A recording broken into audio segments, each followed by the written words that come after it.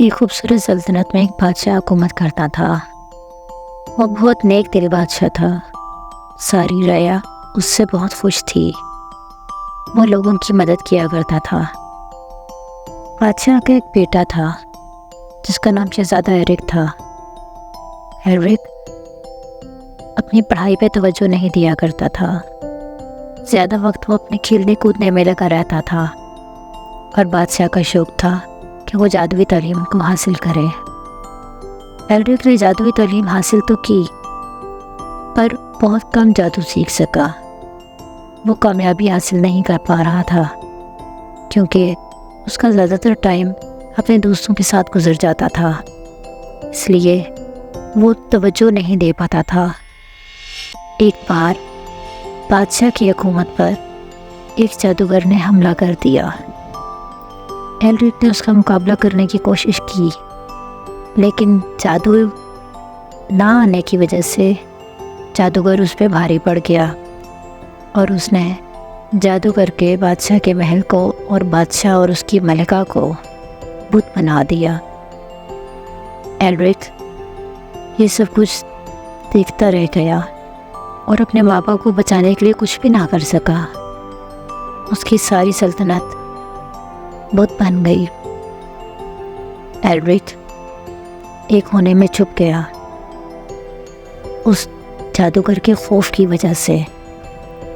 جب جادوگر لوٹ گیا تو ایرک نے دیکھا وہاں سب کچھ بت بنا ہوا تھا۔ ایرک بہت پریشان ہوا کیونکہ اس کے پاس اس چیز کا کوئی حل نہیں تھا۔ وہ طرح طرح کے جادو کرنے لگا ٹھیک کرنے کے لیے، لیکن اس سے کوئی چیز ٹھیک نہیں ہو سکی کیونکہ وہ اتنا ماہر اور طاقتور جادوگر نہیں تھا۔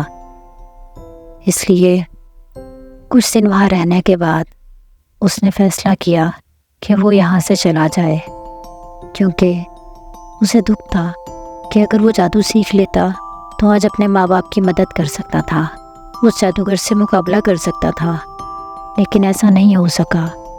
اس کی لا علمی کی وجہ سے جادوگر جیت گیا اور اس کے ماں باپ کو بت بنا دیا۔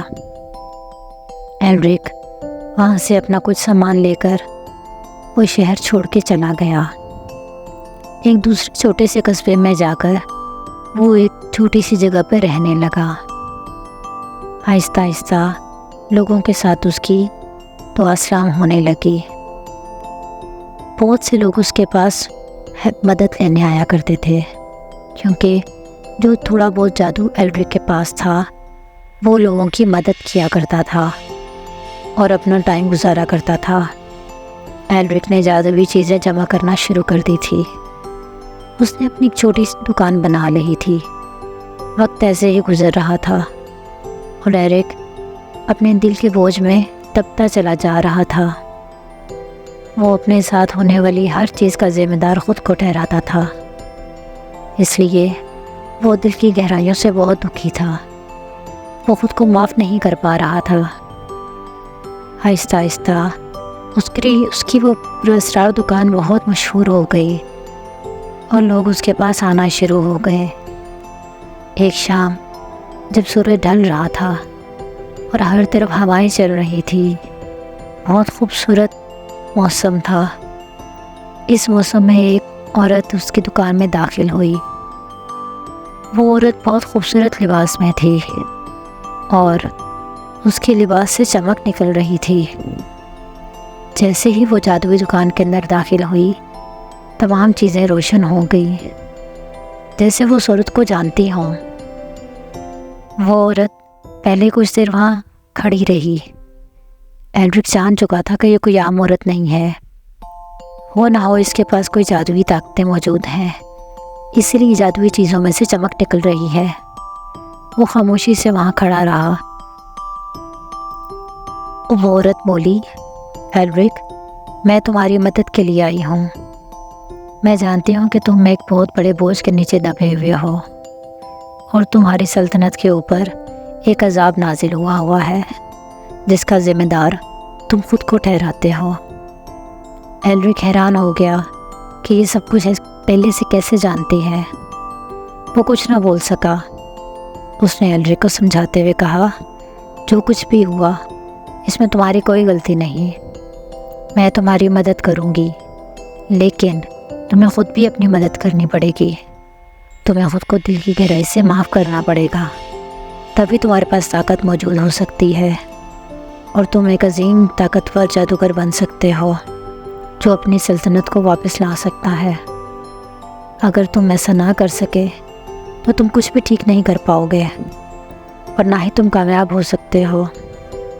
یہ بول کے اس عورت نے اپنے ہاتھ میں ایک پتھر لیا اور جیسے ہی اس نے اس کو اپنے سامنے رکھا، وہ پتھر چمکدار ہو گیا، ایک کرسٹل کی شکل اس نے اپنا لی۔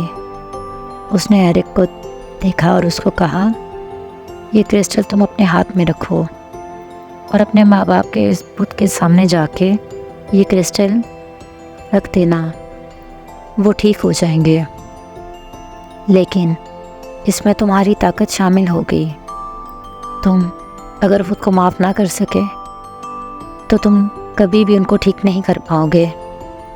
یہ بول کر وہ مڑی اور دھیمے قدموں سے دکان سے باہر نکل گئی۔ ایلرک حیرت سے اسے دیکھے جا رہا تھا اور یہ بھی سوچ رہا تھا کہ یہ سب کچھ کیسے جانتی ہے۔ اس نے کانپتے ہوئے ہاتھوں سے وہ کرسٹل ہاتھ میں لیا اور اس کو غور سے دیکھنے لگا۔ پھر اس نے سوچا کہ مجھے واپس جانا چاہیے، میں ایسے ہی یہاں نہیں رہ سکتا۔ دوسری صبح اس نے اپنے سامان باندھا اور اپنی سلطنت کی طرف واپس چل پڑا۔ وہاں جا کے جب وہ اپنے محل میں گیا تو وہ کرسٹل لے کے وہ اپنے ماں باپ کے بت کے سامنے چلا گیا اور اس نے وہ کرسٹل ان کے بت کے سامنے رکھ دیا۔ اس کرسٹل میں سے ایک عجیب سی روشنی نکلی جو پورے محل میں پھیل گئی۔ ایرک بہت پریشان ہو گیا کیونکہ ابھی کچھ بھی نہیں ہوا تھا، نہ ماں باپ ٹھیک ہوئے تھے۔ ایرک کی آنکھوں سے آنسو جاری ہو گئے۔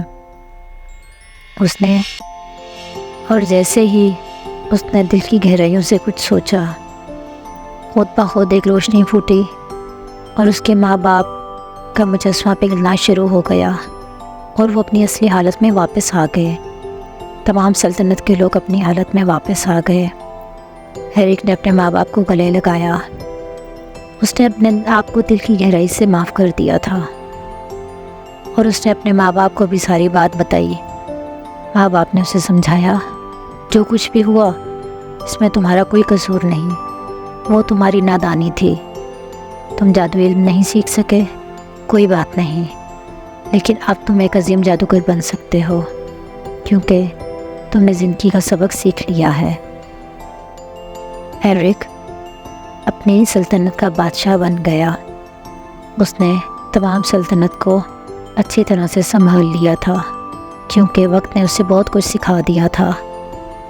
وہ تمام جادوئی چیزیں استعمال کرنے لگا جو اس نے اس شہر میں رہتے ہوئے جمع کی تھی، اور جو جادو اس نے وہاں رہتے ہوئے سیکھا تھا اس کو بھی اپنی سلطنت اور رعایا کے لیے استعمال کرنے لگا، اور آہستہ آہستہ کرتے کرتے وہ ایک عظیم بادشاہ اور عظیم جادوگر بن گیا، اور اس نے اپنی سلطنت کو ایک طاقتور سلطنت بنا دیا۔